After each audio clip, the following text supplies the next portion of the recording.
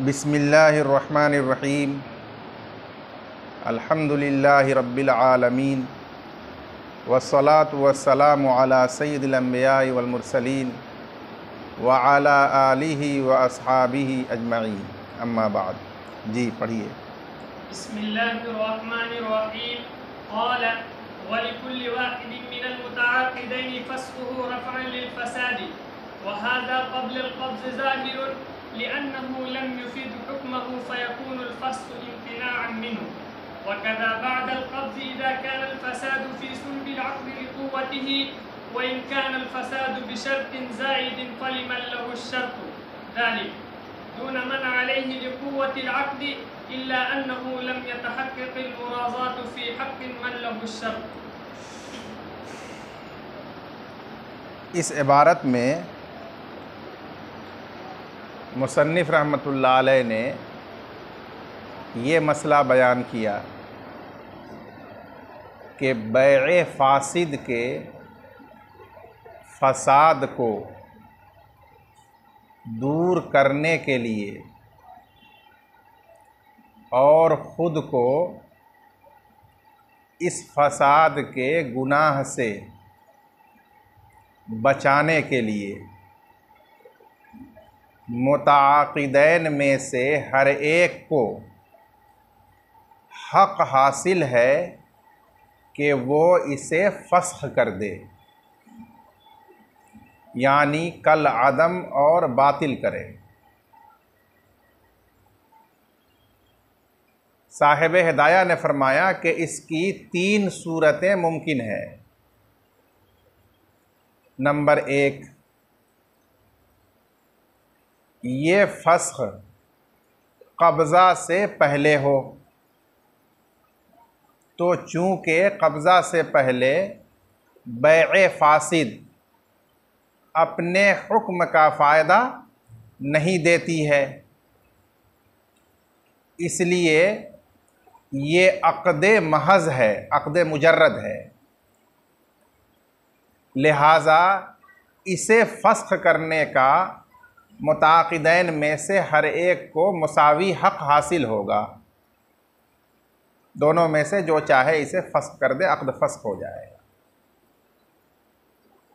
दूसरी सूरत, मुश्तरी के मबी पर कब्ज़ा कर लेने के बाद जबकि फ़साद सुल्बे अक़्द में हो, यानी अहदुल एवज़ैन में हो, मबी में या समन में,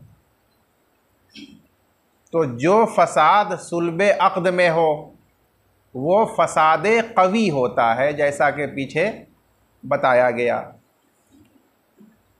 और फ़साद क़वी को दूर करना ये मुतअक़्क़िदैन में से हर एक का फ़र्ज़ है। इसलिए इस सूरत में भी उसे फ़स्ख़ करने का दोनों में से हर एक को हक़ होगा। जो फ़स्ख़ कर देगा वो अक़्द फ़स्ख़ हो जाएगा। तीसरी सूरत कि मुश्तरी मबी पर कब्ज़ा कर चुका हो और फ़साद शर्त ज़ायद की वजह से हो, सुल्बे अक़्द में ना हो। शर्त ज़ायद से मुराद ऐसी शर्त जिसमें बाय मुश्तरी या माक़ूद अलैह का फ़ायदा है, वो शर्त ज़ायद कहलाती है। उस शर्त ज़ायद की वजह से फ़साद हो, तो इस सूरत में उस शर्त का फ़ायदा जिस फ़रीक़ को हासिल हो रहा है उसी फ़रीक़ को हक़ होगा कि वो अक़्द को फ़स्ख़ करे। मसलन अगर उस शर्त से बाए को फ़ायदा हो रहा है तो फ़स्ख़ करने का हक़ बाए को होगा। मुश्तरी को फ़ायदा हो रहा है तो फ़स्ख़ करने का हक़ मुश्तरी को होगा। जिसको शर्त का फ़ायदा है उसे अक़्द को फ़स्ख़ करने का हक़ होगा। और अगर माक़ूद अलैह को शर्त का फ़ायदा हो रहा है तो जिसने वो शर्त लगाई थी उस शर्त लगाने वाले को उसे फ़स्ख़ करने का हक हासिल होगा, दूसरे फरीक को फस्ख करने का हक इस सूरत में हासिल नहीं होगा। और उसकी वजह यह है कि जब फसाद शर्त ज़ायद की वजह से है, सुल्ब अक़्द में नहीं है, तो वो फसाद ज़ईफ़ है सुल्ब अक़्द वाले फसाद के मुकाबले में। लिहाजा जब फसाद ज़ईफ़ है तो जो उस फसाद के साथ अक़्द हुआ वो अक़्द कवी है। तो क़ियास का तकाज़ा ये था कि अक़्द कवी को फस्ख करने का दोनों में से किसी को भी हक़ नहीं होना चाहिए, क्योंकि अक़्द कवी है, फसाद उसके साथ कमज़ोर है। लेकिन उस शर्त के बग़ैर मल्लहु शर्त इस पर राज़ी नहीं हुआ है, इस वजह से उसको हक़ होगा कि चूँकि जो शर्त उसके फ़ायदे के लिए लगाई गई या उसने लगाई वो शर्त पूरी नहीं की जा सकती, इसलिए उसे ये हक़ होगा कि इस अक़्द को वो फस्ख कर दे, ताकि उसके फ़ायदे की जो शर्त लगाई गई है और उससे जो फसाद आया है वो फसाद दूर करके उसके वबाल से वो बच जाए। दूसरा फरीक जिसने वो शर्त नहीं लगाई, जिसको उस शर्त का फ़ायदा नहीं होता, उसे इस सूरत में फस्ख करने का हक़ नहीं है, क्योंकि वो तो उस शर्त के बगैर भी अक़्द पर राज़ी है। अल्लामा क़ुदूरी रहमतुल्लाह अलैह ने फरमाया, वलिकुल्लि वाहिदिन मिनल मुताक़िदैन फ़स्ख़ुहु, और मुताक़िदैन में से हर एक को हक़ हासिल है उसको फस्ख करने का, यानी बैअ फासिद को फस्ख करने का, ख़त्म करने का। रफ़अन लिल फ़साद, बैअ से फ़साद को दूर करने के लिए और उसके वबाल से ख़ुद को बचाने के लिए। वहाज़ा क़ब्लल क़ब्ज़ि ज़ाहिरुन, और ये हक़्क़ फ़स्ख मुताक़िदैन को हासिल होना कब्ज़ा से पहले ज़ाहिर है, इसलिए कि उस बैअ ने अपने हुक्म का फ़ायदा नहीं दिया, तो अभी वो मुजर्रद अक़्द है, कब्ज़ा से वो ताम अभी नहीं हुआ है। फ़यकूनुल फ़स्ख़ु इम्तिनाअ मिन्हु, लिहाजा फ़स्ख करना उसके हुक्म से गुरेज़ करना होगा, बाज़ रहना होगा, और इसका हक़ मुताक़िदैन में से हर एक को हासिल है। व कज़ा बादल क़ब्ज़ी इज़ा कानल फ़सादु फ़ी सुल्बिल अक़दी लिक़ुव्वतिही, और इसी तरह हर एक को फ़स्ख का हक़ हासिल होगा कब्ज़ा कर लेने के बाद, जबकि फ़साद सुल्बे अक़्द यानी अहदुल इवज़ैन में हो, लिक़ुव्वतिही, उस फ़साद के कवी होने की वजह से ज़रूरी है दोनों पर कि उसको दूर करें। व इन कानल फ़सादु बेशर्तिन ज़ाइदिन, और अगर फ़साद शर्त ज़ायद की वजह से हो तो उस शख्स को फ़स्ख का हक़ होगा जिसके लिए वो शर्त है, यानी जिसे शर्त का फ़ायदा हासिल हो रहा है या जिसने शर्त अपने लिए लगाई है। दूना मन अलैहि, उसे हक़ नहीं होगा जिसके ख़िलाफ़ वो शर्त है, जिसको शर्त का फ़ायदा नहीं हो रहा है। लिक़ुव्वतिल अक़्द, अक़्द के कवी होने की वजह से, क्योंकि यहाँ फ़साद ज़ईफ़ है तो उसके मुकाबिल जो अक़्द है वो अक़्द कवी है। तो क़ियास का तकाज़ा ये था कि अक़्द कवी को फस्ख करने का किसी को भी हक़ नहीं होना चाहिए, ये सवाल होता है, तो इल्ला से उसका जवाब दिया, मगर ये कि रज़ामंदी मुतहक़्क़क़ नहीं हुई शर्त के बग़ैर उस शख्स के हक़ में जिसके फ़ायदे के लिए शर्त है, इस वजह से उसे ये फस्ख करने का हक़ दिया जाता है, बरख़िलाफ़ फ़रीक़ सानी के, वो इस शर्त के बग़ैर भी पूरे तौर पर अक़्द से राज़ी है, इसलिए उसे फस्ख करने का हक़ नहीं दिया गया। जी।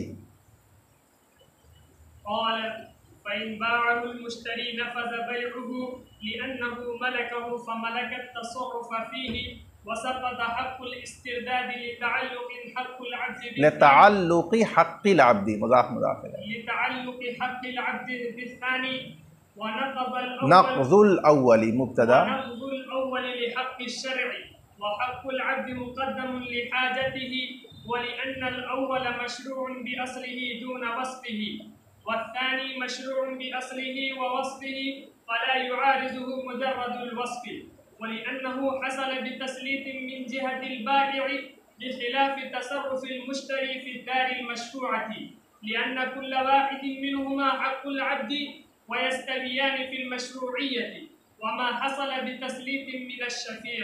बस इस इबारत में जो मसला बयान किया गया उस सिलसिले में थोड़ी सी तफसील आपके सामने होना ज़रूरी है। बैए फासिद में अगर मबी खाने की कोई चीज़ है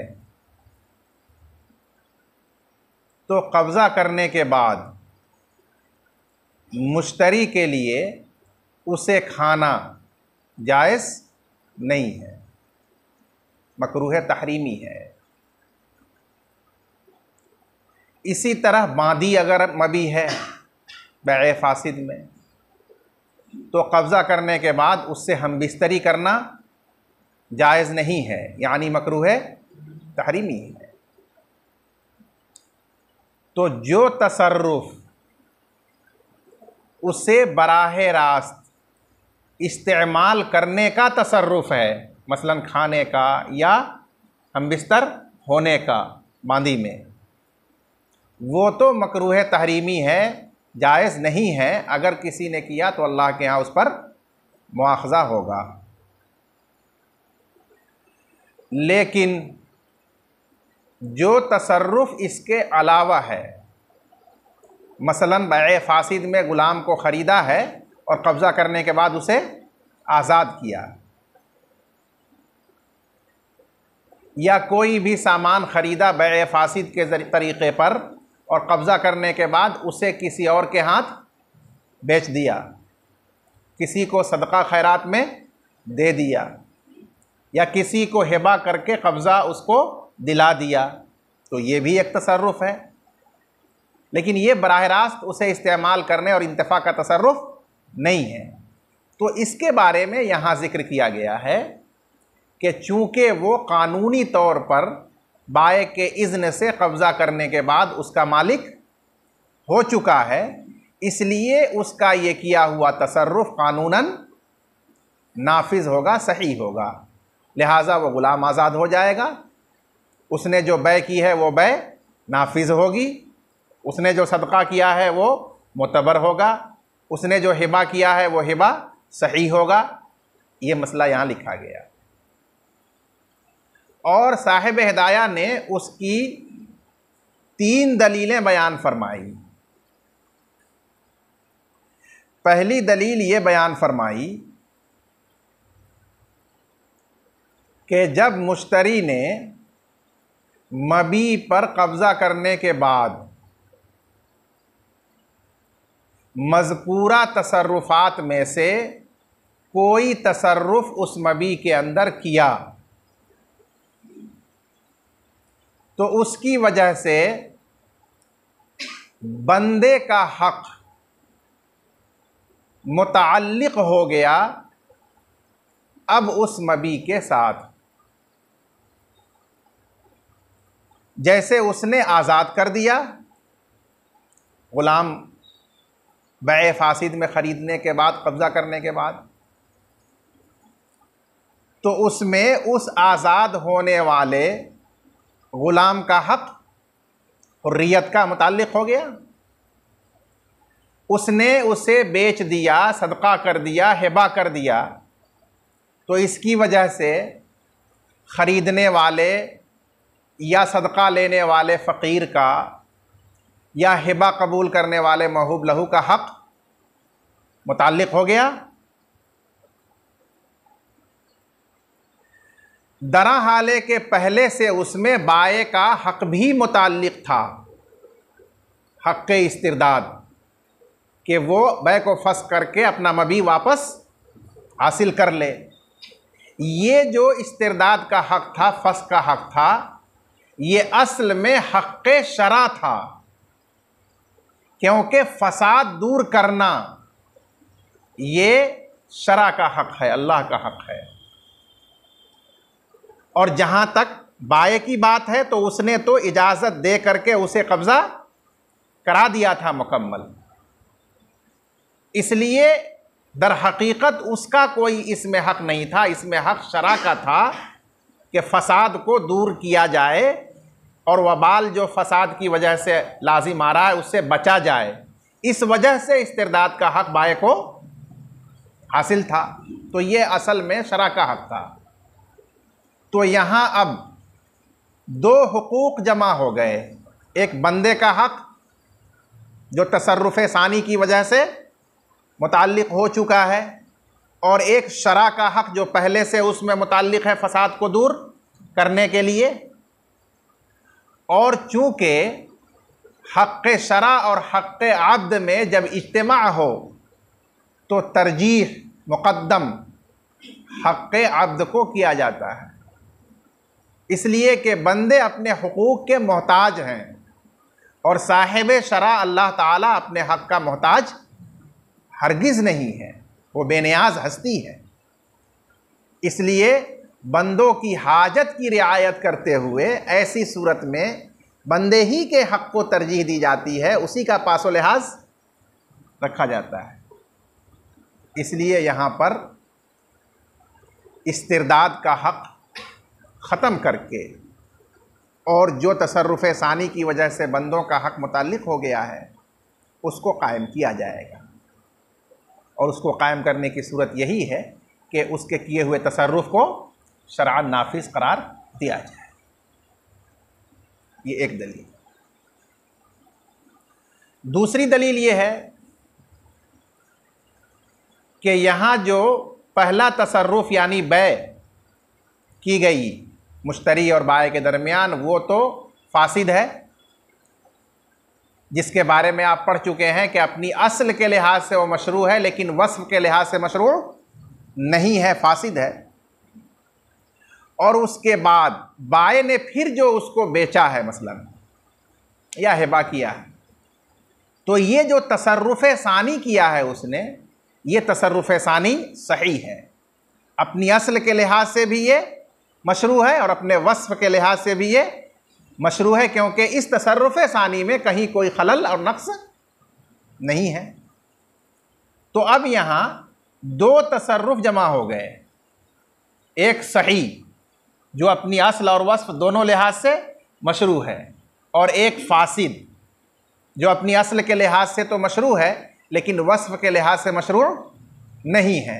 साहिब हिदाया फरमाते हैं कि जब इस किस्म का दो तसर्रुफ़ जमा हो जाए तो जाहिर सी बात है कि उसमें सही को तरजीह दी जाएगी, क्योंकि अपनी असल और वस्फ़ दोनों लिहाज से वो मशरू है, और फासिद तो सिर्फ वस्फ़ के लिहाज से मशरू है। तो महज वस्फ़ असल और वस्फ़ दोनों के मजमुआ के मुकाबिल नहीं हो सकता, इसलिए उसको मरजू करार दिया जाए, और जो असल और वस्फ़ दोनों लिहाज से मशरू और सही है उसको तरजीह दी जाए। इसलिए उसके किए हुए तसर्रुफ़ को तरजीह देते हुए उसको नाफिज करार दिया जाए। ये दूसरी दलील। और इसकी तीसरी दलील ये बयान फरमाई कि मुश्तरी ने कब्ज़ा करने के बाद जो कुछ भी तसर्रुफ़ किया है मबी के अंदर, वो बाय ही के मुसल्लत करने से यानी इजाज़त और इख्तियार देने से किया है, क्योंकि मसला यही फ़र्ज़ किया गया कि मुश्तरी ने बाय के इज़्न से मबी पर कब्ज़ा किया, तो ये कब्ज़ा कराना उसको मुसल्लत करना है, यानी कुदरत और इख्तियार दे देना है कि उसमें वो जो चाहे तसर्रुफ़ कर सकता है। ठीक है ना। अब अगर उस तसर्रुफ़ कर देने के बाद बाय उसको फस्क करके वापस लेता है अपना मबी, तो ये तोड़ना होगा उस मामले को जो खुद आदमी ने अपनी रज़ा और रग़बत से कराया है। और ये पीछे आ चुका है कि ऐसे मामले को तोड़ने की कोशिश करना जो खुद ही कराया हो, ये जायज़ नहीं है। इस वजह से यहाँ उस मामले को जो मुश्तरी ने उसमें कर दिया है तसर्रुफ़, उसको तोड़ना बाय की तरफ से और वापस लेने की कोशिश करना, ये बाय के लिए दुरुस्त नहीं होगा। इस तीसरी दलील की वजह से भी उसके किए हुए तसर्रुफ़ को, मामले को नाफिज करार दिया गया। इतनी बात समझ में आई आप लोगों को। साहिब हिदाया का तरीक़ा ये है कि वो मुतशाबे मसाइल में वजूह फ़र्क को भी बयान फरमाते हैं। तो अब यहाँ बै के इस मसले से मुशाबे, मिलता जुलता किताबुश शुफ़ा का एक मसला है। आप पहले उस मसले को समझिए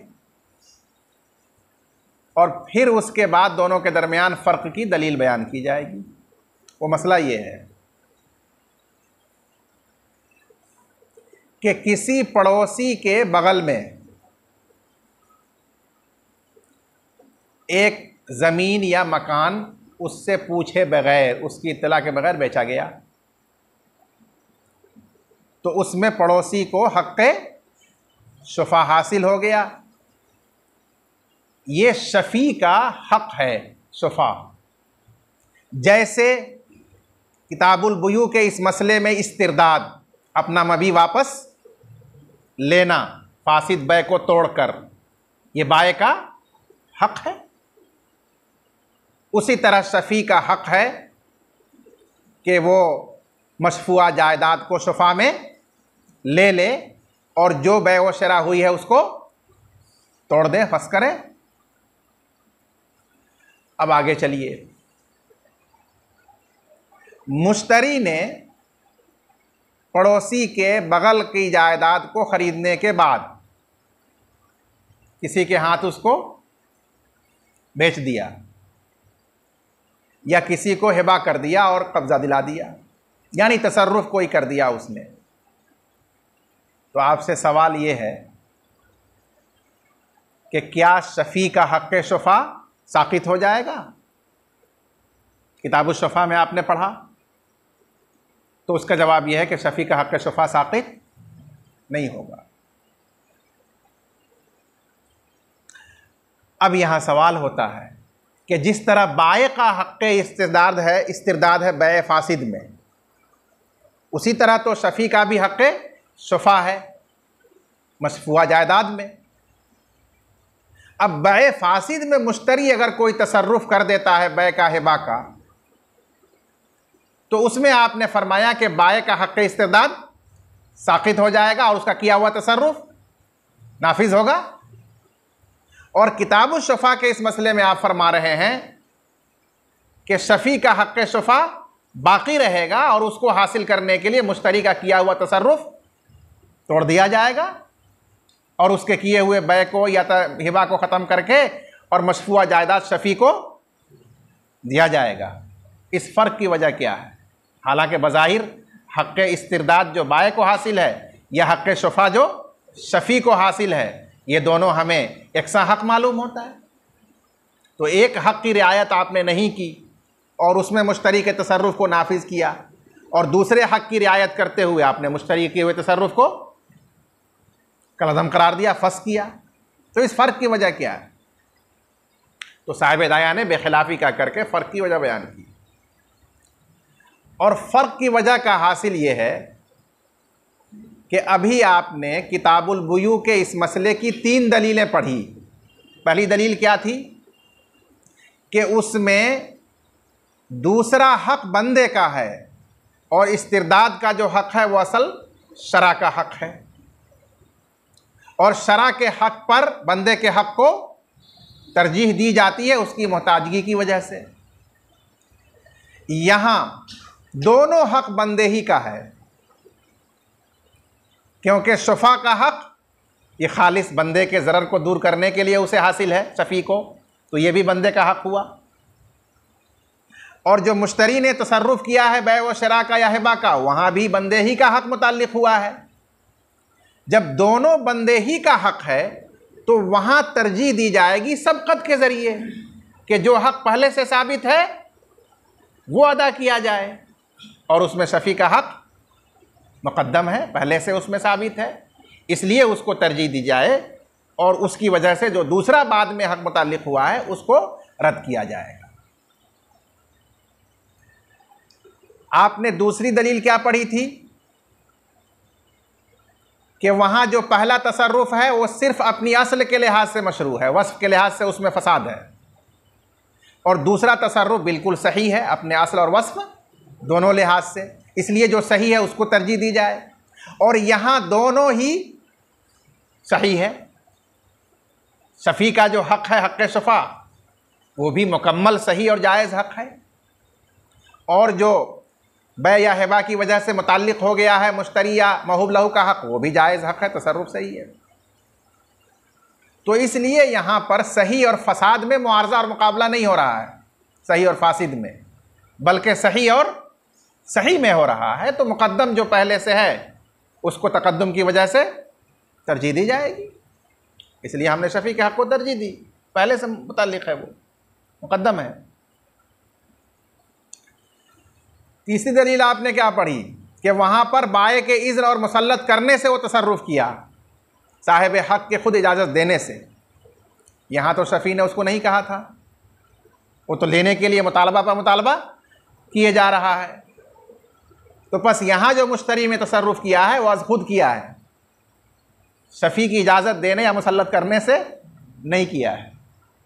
इसलिए यहाँ अगर शफ़ी उसके किए हुए तसर्रुफ़ को चैलेंज करके और हासिल करता है तो अपने ही कराए हुए काम को तोड़ना लाजिम नहीं आएगा, लेकिन बै में वो लाजिम आएगा। इसलिए बै में वो नहीं किया जा सकता है, लेकिन शफ़ी तो ऐसा कर सकता है। तो वही तीनों दलीलें जो ऊपर किताबुल बुयू के मसले में आपके सामने बयान की गई, वो तीनों दलीलें मुंतफ़ी है किताबुल शुफ़ा वाले इस मसले में। इसलिए यहाँ पर हक़ शुफ़ा साबित रहता है और उसकी वजह से मुश्तरी के किए हुए तसर्रुफ़ को रद्द किया जाता है।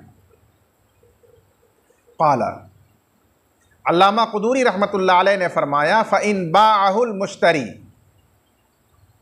पस अगर बैए फ़ासिद के मबी को कब्ज़ा के बाद मुश्तरी ने बेच दिया, नफ़ज़ बैउहु, तो उसकी बै नाफिज़ हो जाएगी। लिअन्नहु मलकहु फ़मलकत तसर्रुफ़ फ़ीही, इसलिए कि वो उसका मालिक हो गया, बस वो उसमें तसर्रुफ़ का भी मालिक होगा। वसक़त हक़्क़ुल इस्तिरदाद, और वापस मबी को लेने का हक़ बाए से साक़ित हो गया। लिताल्लुक़ि हक़्क़िल अब्दी बिस्सानी, बंदे का हक़ मबी के साथ मुताल्लिक़ होने की वजह से अक़्द सानी के सबब, बंदे से या मुराद मुश्तरी सानी है कि जब उसने ख़रीद लिया तो मबी के साथ उसका हक़ ख़रीदने की वजह से मुताल्लिक़ हो गया, वाबिस्ता हो गया। व नक़्ज़ुल अव्वली लिहक़्क़ि शरई, और बै अव्वल को तोड़ना यानी बै फ़ासिद को, ये हक़्क़ शरा की वजह से यानी फ़साद दूर करने के लिए है। व हक़्क़ुल अब्दी मुक़द्दमुन लिहाजतिही, और बंदे का हक़ मुक़द्दम है उसकी मोहताजगी की वजह से। इसलिए यहाँ बंदे के हक़ को मुक़द्दम करते हुए उसके किए हुए तसर्रुफ़ को, मुश्तरी किए हुए तसर्रुफ़ को नाफिज़ करार दिया गया। वलिअन्नल अव्वल मशरूउन बिअस्लिही दूना वस्फ़िही, और इसलिए कि तसर्रुफ़ अव्वल यानी बै फ़ासिद अपनी असल के एतबार से मशरू है, न कि अपने वस्फ़ के एतबार से यानी फ़ासिद है। वस्सानी मशरूउन बिअस्लिही व वस्फ़िही, जबकि दूसरा तसर्रुफ़ जो मुश्तरी ने किया है कब्ज़ा के बाद, वो अपनी असल और वस्फ़ दोनों लिहाज से मशरू है यानी सही है, जायज़ है। फ़ला युआरिज़ुहु मुजर्रदुल वस्फ़, लिहाजा उस सही और जायज़ तसर्रुफ़ के मुआरिज़ और मुकाबिल महज़ वस्फ़ यानी महज़ वो तसर्रुफ़ जो सिर्फ़ वस्फ़ के लिहाज से मशरू है, वो मुकाबिल और मुआरिज़ उसका नहीं हो सकता। इसलिए उसको अलक़त करार दिया गया और जो सही और जायज़ है उसको तरजीह दी गई। वलिअन्नहु हसल बितस्लीत मिन जिहतिल बाय, और इसलिए कि ये तसर्रुफ़ सानी जो मुश्तरी ने कब्ज़े के बाद किया, हासिल हुआ बाय की तरफ से मुसल्लत करने की वजह से यानी इजाज़त देने की वजह से। तो अब अगर उसको तोड़ा जाए इसके लिए तो इसके कराए हुए अक़्द को ही उसके लिए तोड़ना लाजिम आएगा, जो दुरुस्त नहीं है।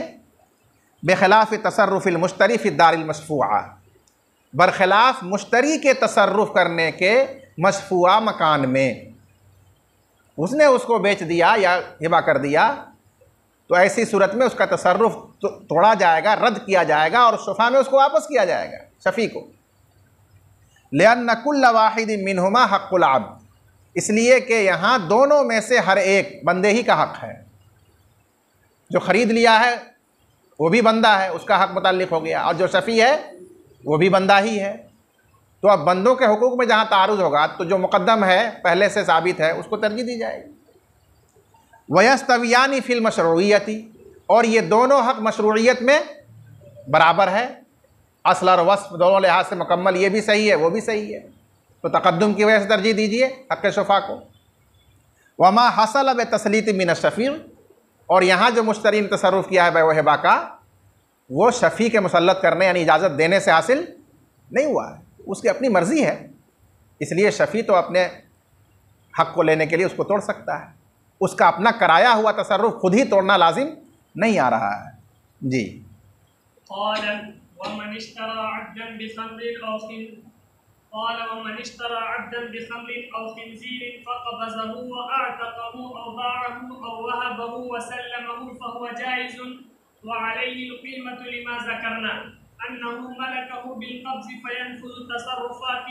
तसर्रुफ़ातुहु फ़ाइल है, قد هلك فتلزمه القيمة وبالبيع والهبة انقطع الاسترداد على ما مر، والكتابة والرهن نظير البيع لأنهما لازمان، إلا أنه يعود حق الاسترداد بعجز المكاتب وفك الرهن لزوال المانع، وهذا بخلاف الإجارة لأنها تفسخ بالأعذار ورفع الفساد عذر، ولأنها تنعقد شيئا فشيئا فيكون الرد امتناعا.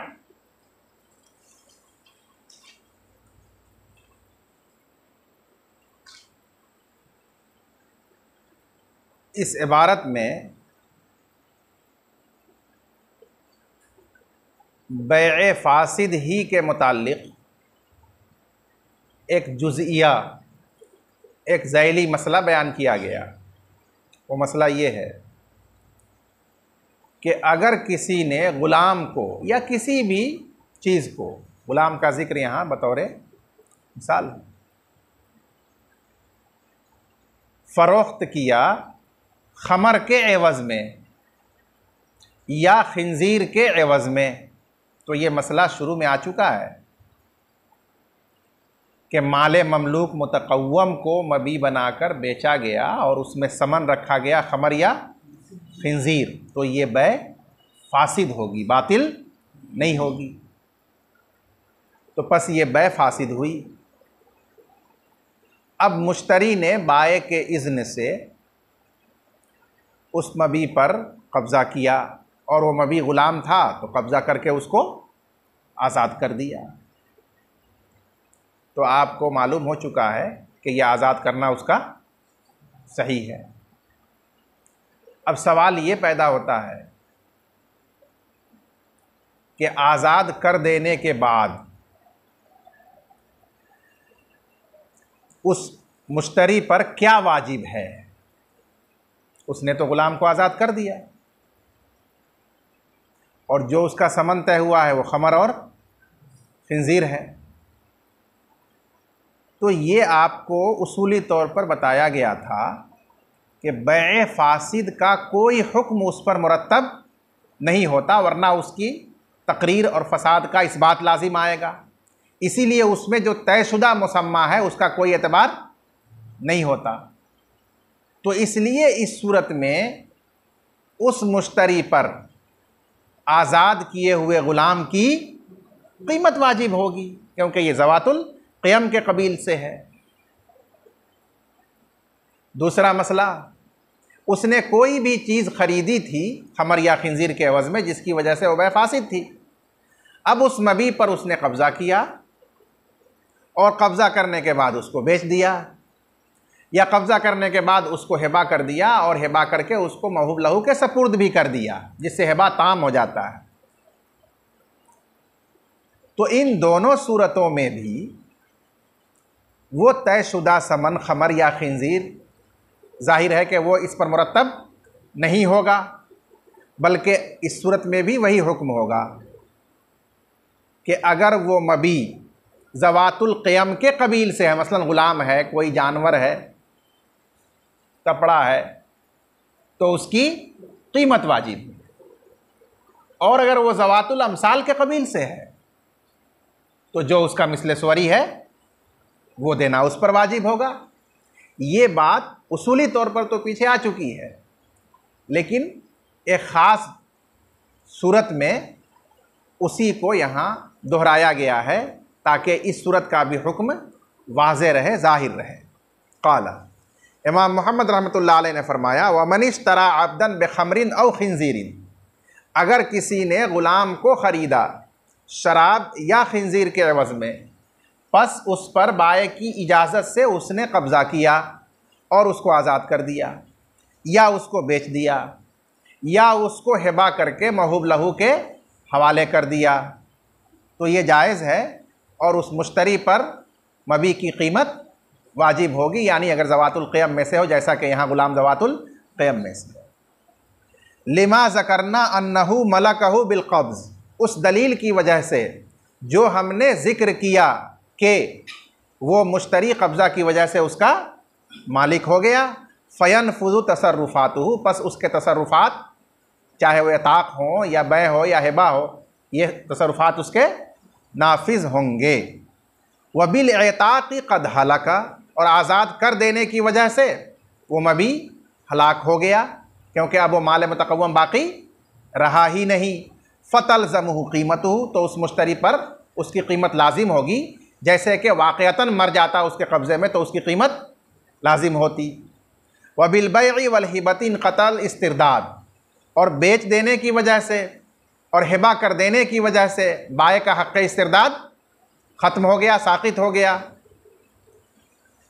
अलामा मर्रा, जैसा कि अभी ऊपर गुज़रा, तो इसलिए अब वो किया हुआ उसका तसर्रुफ़ नाफिज हो गया। रहा मसला कि भाई उसका मुआवज़ा, तो वो कीमत की शक्ल में वादा करेगा।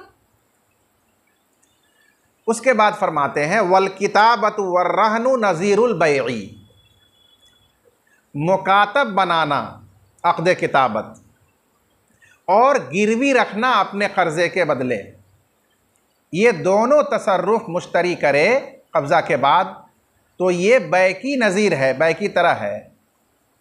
यानी जिस तरह बै का तसर्रुफ़ नाफिज होगा, मोतबर होगा शरअन, उसी तरह अगर बै फासिद में मुश्तरी मबी पर कब्ज़ा करने के बाद ग़ुलाम मबी है तो उसको मुकातब बना दे कि तुम 1000 रुपया मुझे लाओ, तो मैंने तुमको उसके एवज़ में मुकातब बनाया, आज़ाद हो जाओगे। या उसका कर्ज़ा किसी का उस पर वाजिब था, तो वो तगादा कर रहा था बहुत ज़्यादा, तो इसने उसी बै फासिद के मबी को उसके पास अपने दैन के एवज़ में गिरवी रख दिया, रहन रख दिया। तो जिस तरह वो बै करे तो बै का तसर्रुफ़ नाफिज और मोतबर है, उसी तरह अगर उसको मुकातब बना दे या उसको गिरवी अपने दैन के बदले में रख दे, तो ये दोनों तसर्रुफ़ भी सही और नाफिज होगा। लिअन्नहुमा लाजिमानी, इसलिए कि ये दोनों तसर्रुफ़ भी लाजिम है, यानी अक़्द किताबत के बाद मुश्तरी उसको तोड़ नहीं सकता, रहन रख देने के बाद अब मुश्तरी उसको फ़स्ख़ नहीं कर सकता, जैसे बेच देने के बाद मुश्तरी उसको फ़स्ख़ नहीं कर सकता, क्योंकि गैर बंदे का हक़ उसके साथ मुताल्लिक़ हो गया है और दूसरे के हक़ को बातिल करना ये दुरुस्त नहीं है। तो इसीलिए जो हुक्म बै का है वही इन दोनों तसर्रुफ़ात का भी हुक्म होगा कि अब इसको मुश्तरी रद्द नहीं कर सकेगा। जब मुश्तरी उसको रद्द नहीं कर सकेगा तो जाहिर है कि बाय भी नहीं कर सकेगा, इब्ताल हक़ गैर है उसमें। अलबत्ता बै में और इन दोनों में एक फ़र्क है। वो फ़र्क क्या है? वो फ़र्क ये है कि अक़्द किताबत और रहन में अगर वो मुकातब ग़ुलाम बदले किताबत से आजिज़ हो जाए, सिलेंडर कर जाए, तो फिर हस्बे साबिक वो मुश्तरी का ग़ुलाम बन जाएगा। इसी तरह रहन में जब ये अपना दैन चुका दे तो वो गिरवी रखा हुआ ग़ुलाम या रहन जो भी है वो लौट करके मुश्तरी की मिल्क में आ जाएगा। तो जब वो लौट कर मुश्तरी की मिल्क में आ जाएगा तो फिर जो बाय का हक़ इस्तिरदाद था कि अक़्द को फ़स्ख़ करके अपना मबी वापस ले, ये हक़ इस्तिरदाद भी उसको लौट कर हासिल हो जाएगा। क्यों? क्योंकि एक माने की वजह से उसका यह हक़ साक़ित हुआ था, और माने क्या था? ताल्लुक़ हक़ गैर, और वो जब माने ख़त्म हो गया और वो मबी लौट करके फिर मुश्तरी ही के पास आ गया, तो माने की वजह से जो हुक्म साकित हुआ होता है वो माने ख़त्म होने के बाद फिर वो हुक्म लौट आता है। इसलिए अब बाय को हक़ हासिल हो जाएगा कि वक्त को फंस करके ये मबी वापस हासिल करे। इल्ला अन्नहु यऊदु हक़्क़ुल इस्तिरदादी बिइज़्ज़िल मुकातब, मगर ये कि बाय का उस मबी को वापस लेने का हक़ लौट आएगा मुकातब के बदले किताबत से आजिज़ होने की वजह से, व फ़क्किर रहनी, और रहन को छुड़ा लेने की वजह से, ले ज़वालिल मानिई, मानिअ के ज़ाइल होने की वजह से। ये तो साहिब हिदाया ने फरमाया जो हमने आपको समझाया। अब यहाँ एक बात आपको ऊपर से जहन में रखना चाहिए कि ये हक़ इस्तिरदाद तो बै में भी लौट के आ जाएगा, हिबा में भी लौट के आ जाएगा। जैसे बै में जो मुश्तरी ने किया और जदीद नए मुश्तरी ने, सानी मुश्तरी ने कब्ज़ा किया तो उसने आयब पाया उसमें,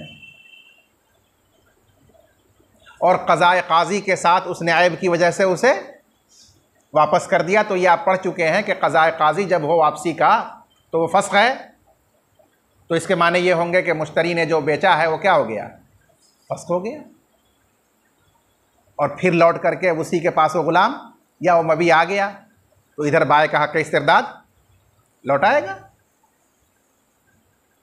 इसी तरह हिबा में आप जानते हैं कि अगर शय मौहूब मौजूद हो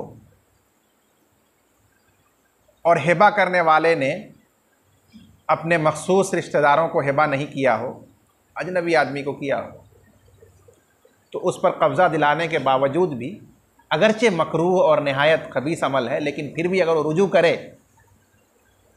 तो हिबा में वो रुजू कानूनन जायज़ है अहनाफ के नज़दीक। अगरचे ये मकरूह है और इसके कुछ शराइत हैं, लेकिन उन शराइत के साथ अगर कोई इस मकरूह अमल को करेगा और मौहूब लहू उसको लौटा देगा तो मालिक हो जाएगा, रुजू कानूनन दुरुस्त है। तो जब मालिक हो जाएगा तो फिर जो बाय का हक़ इस्तिरदाद है लौटाएगा कि बाय को फंस करके वो इसे वापस ले ले। तो ये जो इस्तिस्ना फरमाया है, ये इस्तिस्ना किताबत और रहन ही के साथ मखसूस नहीं है, ये तो बै और हिबा में भी सूरत बन सकती है कि बाय को फिर से उसमें इस्तिरदाद का हक़ मिल जाए। जी, वहाज़ा बिखिलाफ़िल इजारा, वहाज़ा बिखिलाफ़िल इजारा कह करके भी साहिब हिदाया ने दो मसलों में, मुशाबे मसलों में फ़र्क बयान किया, और वो मसला मुशाबे है इजारा का, क्योंकि तसर्रुफ़ की एक किस्म है इजारा कि बै फासिद में ग़ुलाम को ख़रीदा, कब्ज़ा किया और उसको मजदूरी पर लगा दिया, यानी किसी आदमी के साथ उस पर इजारे का अक़्द कर लिया, तो ये भी तो तसर्रुफ़ है, और हस्बे ज़ाब्ता उसका अक़्द इजारा भी उसमें नाफिज़ है। लेकिन यहाँ मसला फ़ुक़हा ये बयान फरमाते हैं कि इस अक़्द इजारा के बाद भी बाय का हक़ इस्तिरदाद साक़ित नहीं होगा, इसलिए बाय के लिए जायज़ होगा कि वो इस इजारा को ख़त्म करके और मबी वापस ले ले। तो अब सवाल पैदा हुआ कि इजारा भी तो एक तसर्रुफ़ है, जैसे बै और हिबा तसर्रुफ़ है, तो बै और हिबा को तो रद्द नहीं किया जाएगा, लेकिन इजारा के बारे में आप फरमा रहे हैं कि इसको रद्द कर दिया और बाय को वापस किया जाए। तो जिस तरह बै और हिबा को रद्द किया जाए तो उन बेचारों का हक़ मुतासिर होता है, बातिल होता है, उसी तरह इस मुस्ताजिर का भी तो हक़ इसमें मुतासिर हो रहा है, बातिल हो रहा है। ये सवाल है।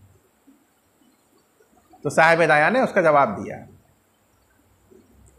कि बै और हिबा ये तमलीके ऐन का तसर्रुफ़ है, उसमें ऐन मबी का मालिक बनाया गया है बेचकर या हिबा करके, और इजारा ये मनाफे का अक़्द है, इसमें उस नफ्से गुलाम को या मबी को नहीं बेचा गया है या नहीं हिबा किया गया है, उसके मुनाफे और खिदमात ही को तो बेचा गया है ना।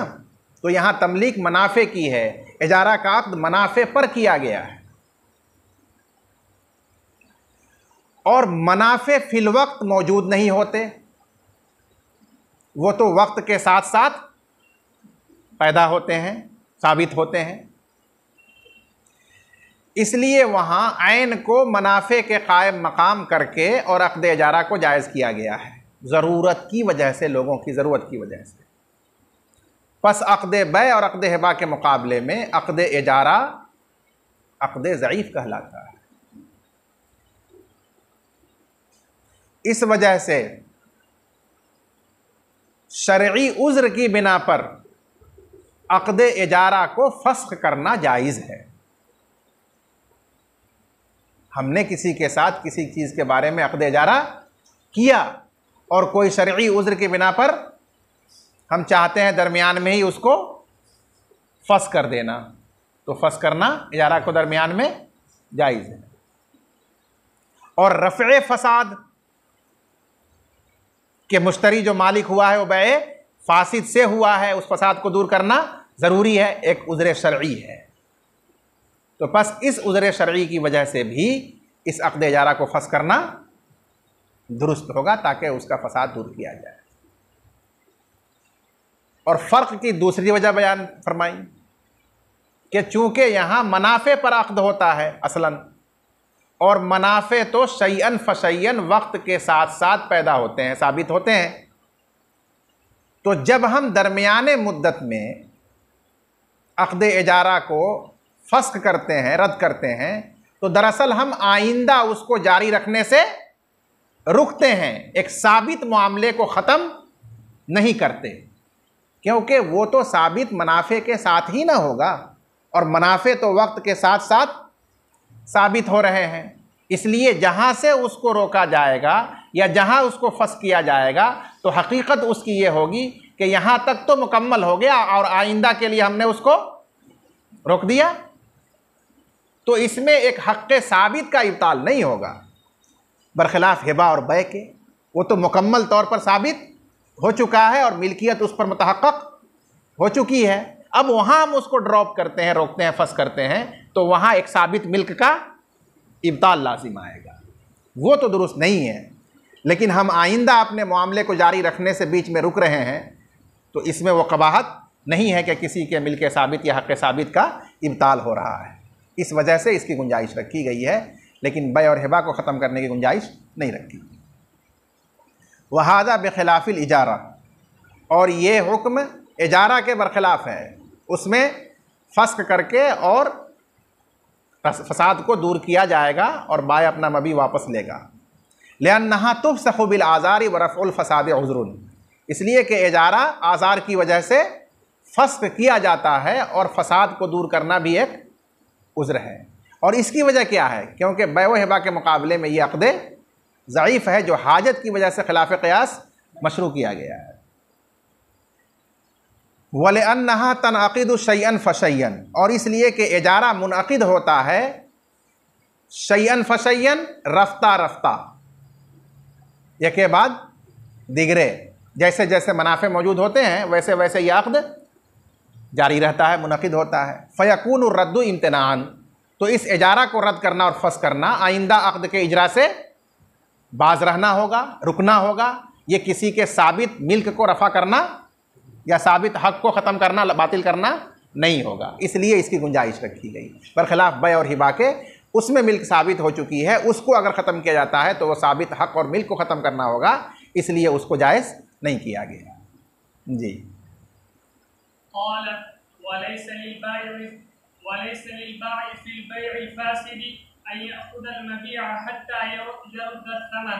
لأن المبيع مقابل به فيصير محبوسا به كالرهن وإن مات البائع فالمشتري أحق غير منصرف أحق به حتى يستوفي الثمن لأنه يقدم عليه في حياته فكذا على ورثته وغرمائه بعد وفاته كالراهن ثم ثم إن كانت دراهم الثمن قائمة يأخذها بعينها لأنها تتعين في البيع الفاسد وهو الأصح لأنه بمنزلة الغصب وإن كانت مستهلكة أخذ مثلها لما بينا. बस इस इबारत में ये मसला बयान किया गया कि जब बैए फासिद को मुताक़िदैन फस्ख करेंगे दरा हाले के एवज़ैन पर फ़रीक़ैन की तरफ से कब्ज़ा मुकम्मल हो चुका था, तो उस फस्ख के वक्त पहले क्या वापस किया जाएगा? इसका जवाब है, तो इसका जवाब ये है कि पहले बाए उसूल किया हुआ समन वापस करेगा, फिर सानियन मुश्तरी कब्ज़ा किया हुआ मबी उसको वापस करेगा। ये तरतीब होगी।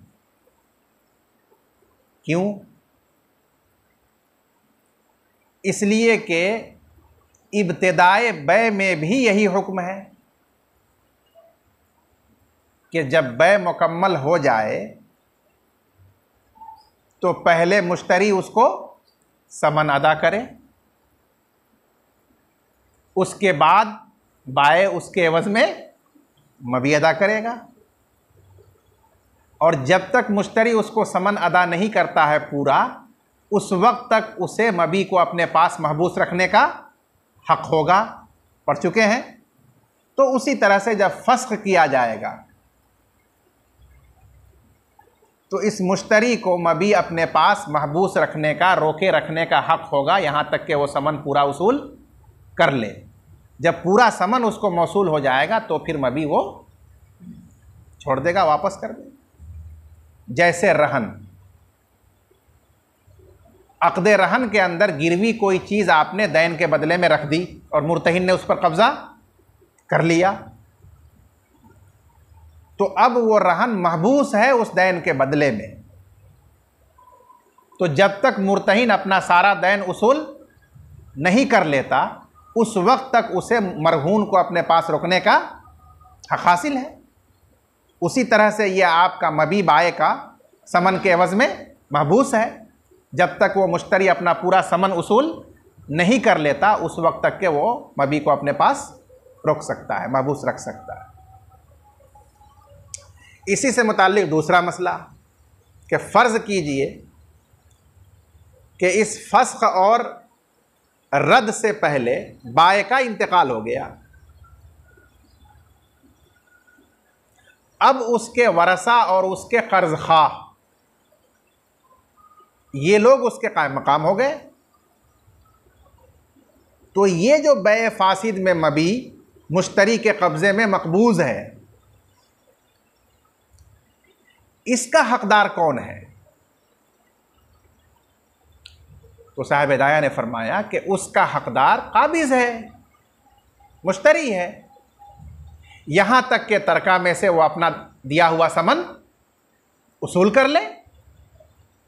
अगर तरका में से उसका दिया हुआ समन उसको लौटा दिया जाता है तो वो उस मबी को वापस कर देगा, और उसका समन उसको नहीं लौटाया जाता है इसलिए कि तरका में गुंजाइश ही नहीं है, या इसलिए कि वरसा और गुरमा उसको लौटाना नहीं चाहते हैं, तो मबी का वो मालिक है, वो हक़दार है, वो उसकी मिल्कियत है होगी। जैसे कि राहिन रहन रखने के बाद इंतकाल कर जाए, अब जो रहन रखा हुआ सामान है मुर्तहिन के पास, तो मुर्तहिन उसका हक़दार है। या तो तरका में से उसका दैन अदा कर दिया जाए तो मरहून भी लौटा देगा, और अगर दैन की गुंजाइश तरके में नहीं है या वरसा अदा करना नहीं चाहते हैं तो फिर वो मुर्तहिन उस मरहून का हक़दार है कि उसके ज़रिए अपना दैन उसूल करे। तो उसी तरह यहाँ भी हुक्म होगा। साहिब हिदाया ने उसी को फरमाया कि जिस तरह ये मुश्तरी उस मबी के सिलसिले में बाए पर मुक़द्दम था उसकी ज़िंदगी में, बाए ज़िंदा था तो यही हुक्म था ना कि मबी वो अपने पास रखेगा जब तक कि उसको समन न मिल जाए, तो उसके मरने के बाद उसके कायम मकाम उसके वरसा और गुरमा हैं, तो ये मुश्तरी उन पर भी मुक़द्दम होगा, उसको लिए रहेगा यहाँ तक कि उसका समन तरका से दे दिया जाए। तो जो बाय की ज़िंदगी में उसकी हैसियत थी, उसका हुक्म था, उसके मरने के बाद उसके वरसा और गुरमा के साथ भी उसकी वही हैसियत, वही उसका हुक्म बाकी रहेगा। वलैसा लिल बायई फिल बैइल फासिदी अन याखुज़ल मबीअ हत्ता यरुद्द समना आई अल माखूज़। और बाय के लिए बैए फासिद में जायज़ नहीं है कि वो मबी वापस ले, यहाँ तक के लिया हुआ पहले समन लौटाए, वापस करे। लिअन्नल मबीअ मुक़ाबिलुम बिही, इसलिए कि मबी उसके मुकाबिल है, उसके बदल है, एवज़ है। फ़यसीर महबूसम बिही, लिहाजा मबी वो उसके एवज़ में महबूस और मुक़य्यद होगा मुश्तरी के पास। कर रहनी, जैसे रहन महबूस होता है दैन के एवज़ में मुर्तहिन के पास।